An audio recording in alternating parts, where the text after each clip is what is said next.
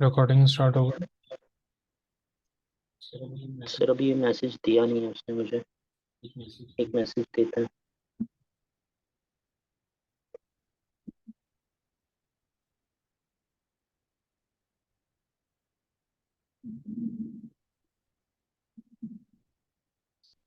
Screen share हो गई है। हाँ यस।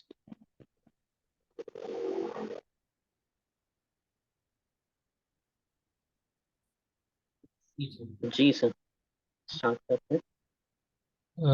ओके। अस्सलाम वालेकुम लेडीज एंड जेंटलमैन, क्या हाल चाल है आप लोगों के। बेसिकली आज का जो सेशन है वो बेसिकली डिप्लोमा एचआरएम और सर्टिफिकेशन एचआरएम से रिलेटेड है। तो कुछ बैकग्राउंड आपको बताऊंगा कि रिगार्डिंग दी एचआरएम है क्या चीज़, ऑर्गेनाइजेशन के अंदर होता क्या है, and how the people revolve around it. अब ऑर्गेनाइजेशन के अंदर human resource management is the backbone of the organisation. जो तमाम चीजें ऑर्गेनाइजेशन की जितनी भी प्रोसेसिंग होनी है, स्ट्रैटेजी मेकिंग है, पॉलिसी मेकिंग है, एग्जीक्यूशन है, हायरिंग है, फायरिंग है, लीव मैनेजमेंट है, ऑर्गेनाइजेशन को डेवलप करना है, वो तमाम चीजें एचआर ने करनी है। लेकिन हमारी मार्केट के अंदर जो डिफरेंट डिपार्टमेंट्स आते हैं, सेल्स है, फाइनेंस है, अकाउंट्स है, इनको ज्यादा वैल्यू देते थे क्योंकि उनकी बिजनेस वो लेकर आ रहे होते हैं ऑर्गेनाइजेशन में। वो भी एक पार्ट है, लेकिन ऑर्गेनाइजेशन की जो बैकबोन होती है, तमाम चीजें, वो जो कहते हैं ना कि ह्यूमन की जो बैकबोन होती है, अगर वो हल्की सी टूट जाए तो ह्यूमन गिर जाता है। इसी तरह HR, human resource management organisation का ऐसे ही है कि अगर ह्यूमन रिसोर्स हटा दो ऑर्गेनाइजेशन, वो स्ट्रक्चर, वो प्रॉपर स्ट्रक्चर नहीं होगा, वो कहते हैं डायरेक्शन नहीं होगी, उसके अंदर टारगेट नहीं होगा, उसके अंदर गोल्स नहीं होंगे ऑर्गेनाइजेशन में, तो वो घूमता फिरता रहेगा। तो जब ऑर्गेनाइजेशन के अंदर बैकबोन आएगी ह्यूमन रिसोर्स मैनेजमेंट की, तो तमाम चीजें स्ट्रक्चर लाइन में होंगी। अब मूविंग फॉरवर्ड के जब हम बात करते हैं कि ह्यूमन रिसोर्स मैनेजमेंट की, तो वो बेसिकली 5 फंक्शंस के ऊपर बिलोंग करता है जो एचआर मैनेजमेंट कहलाई जाती है, और जिसके ऊपर स्ट्रैटेजी मेक होती है ऑर्गेनाइजेशन की, और पॉलिसी भी बनती है, जिसमें स्टाफ है, प्लान है, कंट्रोल है, ऑर्गेनाइज है, लीड है। अब ये स्टाफ क्या करता है?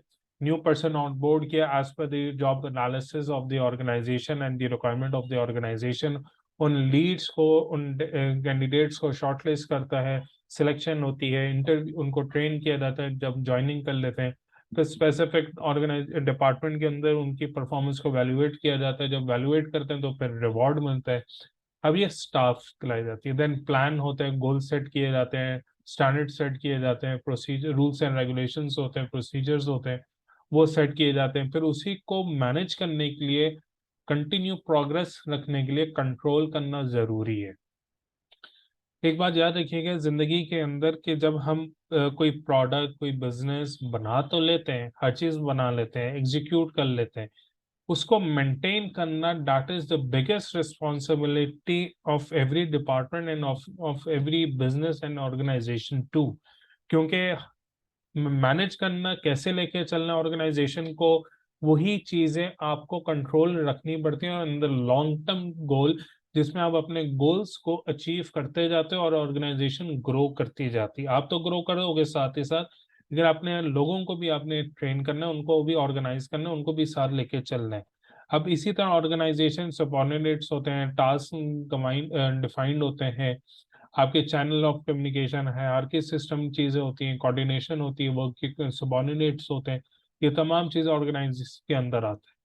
उसके इवेंचुअली फिर लीड है, सबऑर्डिनेट से टू डू द वर्क है, मेंटेन करते हैं, मोरल को मोटिवेशन रखनी होती है। सबऑर्डिनेट्स होते हैं, कुलीग्स होते हैं, कोई डाउन है, कोई अप है, किसी के अंदर तो ये तो अफसोस कर रहे हैं, कोई अचीवमेंट करी है तो उसको शाबाशी दे रहे हैं। ईच एंड एवरीथिंग, काउंसलिंग से लेके डेवलपमेंट तक लेके तमाम चीजें एचआर मैनेजर का फंक्शंस के अंदर डिफाइंड होता है।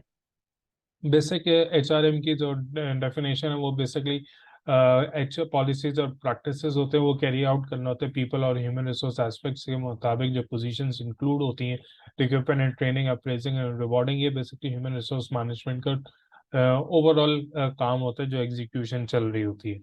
एचआर की बेसिकली कोर वैल्यूज क्या है? एंगेजिंग है, प्रोडक्टिविटी, प्रोडक्ट कहने के एक्टिविटीज से करवाना, प्रोड्यूस करवाना, एम्प्लॉय से बिहेवियर नीड्स है जो ऑर्गेनाइजेशन की जो नीड्स होती हैं उनको अचीव करने में हेल्प आउट करें वो लोग। अच्छा जी, स्ट्रैटेजिक मैनेजमेंट और स्ट्रैटेजी रोल क्या करती है? The process of identifying the executing the organisation mission and matching the capabilities with the demand of an environment. और स्ट्रैटेजी करता क्या है कि course of action, step by step you decision make in long term and the short term on the basis of the long term goals and the short term goals where you maintain your competitive advantage in the market. These are the 6 steps of the organization where you develop your own strategy also. That is called business. So what is kind of business you are providing? Are you a service provider or a manufacturer? What is your main mission in that industry wise? Then your SWOT analysis. Then translate how you will be achieving it by the 5 W's, and the one is how. Then आप उसके execution goals को achieve करने के formulate करते हो, strategic goal set करते हो and start implementing that goals. जब आप इम्प्लीमेंट करते हो तो आपको वैल्यूएट करने के आप स्टेप 1 से लेकर स्टेप 2 में किस तरह से प्रॉब्लम्स हैं, what you have learn and how you will be carry on to step number 3। अब वो स्टेप नंबर 3 क्या रिक्वायरमेंट मांग रहा है, अब आपने उसको अपने स्टेप नंबर 2 से अगेन ट्रांसफॉर्म करना है, स्किल रिक्वायरमेंट करनी है, एनहांसमेंट करनी है to reach at step number 3, then 4, then 5, then 6, whatever the goals you are setting up, your requirements are needed. आपको ट्रेनिंग भी चाहिए, रिक्वायरमेंट्स भी चाहिए, you need to develop yourself. What are the basics HRM function in the organizations? Basically, there are 6 organizations functions in the organization which are comes under the HRM. Number 1 is recruitment and selection. Second is training and development. Third is performance management. Fourth is business and compensation. Fifth is labor relations. Sixth is organizational behavior. Right now, I will be giving you the briefly about the 6 functions. So, what are the things and briefly go through in it? कि recruitment and selection होता क्या है कि basically job analysis किया जाता है, job description design की जाती है एंड जॉब स्पेसिफिकेशन होता है। अब ये जब चीज डिजाइन की जाती है तो उसके बाद फिर अब एज पर द ऑर्गेनाइजेशन से रिक्वायरमेंट इन द ऑर्गेनाइजेशन जो बंदे की रिक्वायरमेंट होती है उसके एनालिसिस करने के बाद बंदे को ऑन बोर्ड किया जाता है, उसकी रिक्रूटमेंट किया जाती है through the selective of from the CV selection है। आप यूनिवर्सिटी ड्राइव से सीवी लेते हैं, कुछ आपकी ईमेल एडवर्टीजमेंट करते हैं लिंक्डइन के ऊपर, इंडीड के ऊपर, rosie.pk के ऊपर, वहां से जॉब्स आते हैं, वहां के थ्रू आप अप्लाई करते हो।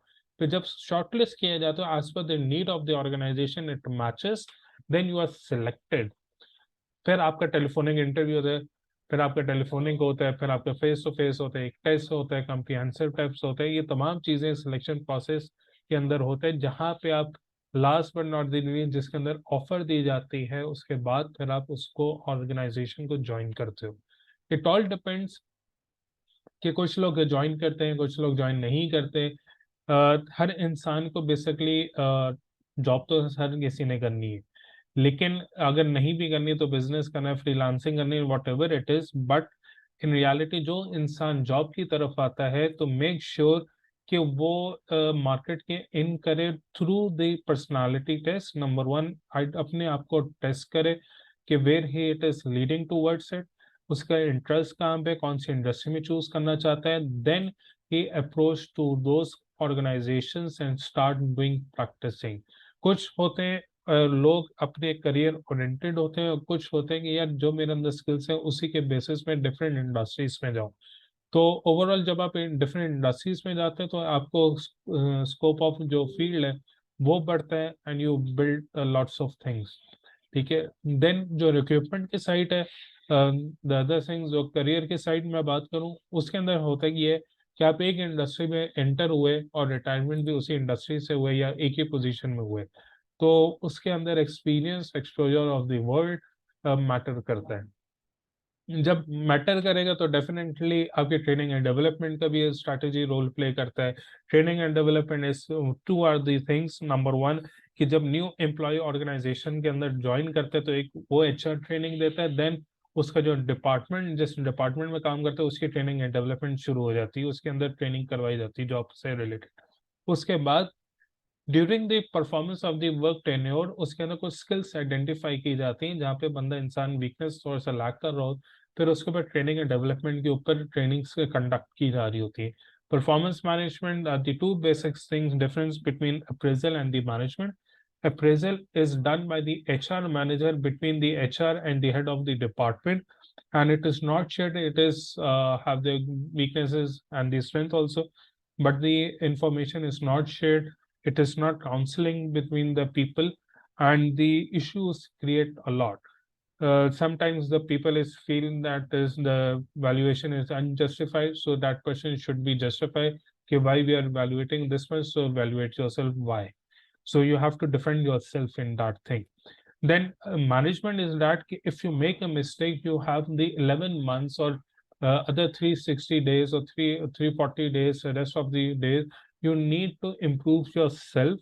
And it is comes under the head of the department, and head of the department is overall looking after you and the performance and each and everything. Then last but not they feel what is the compensation and benefits. Compensation is basically and the benefits are the in return your services the company is offering the salary or wages, and the as per the Pakistani law there are the some benefits has to be provided to the employees as a labor under the labor law. So labour union ये तमाम चीज़ें इसमें include भी होती हैं। तो compensation के अंदर सैलरी होती है, वेजेस होते हैं, डेली होते हैं, पर आवर की कैलकुलेशंस होती है, वो तमाम चीज़ें काउंट होती हैं। एक एवरेज पाकिस्तानी इस वक्त जो पर आवर कमा रहा है वो तकरीबन 3 से 5 रुपए कमा रहा है एवरेज पर मिनट, और पर आवर तो आप देख लेंगे उस हिसाब से कितना कैलकुलेट बंदा एवरेज कितना कमा रहा है इंसान। So these are the things where are the calculations are the done and the benefits are given by the organization to retain those employees for the future growth and give them better position, better environment, better growth, and each and everything. These are the counted in the benefits and compensation.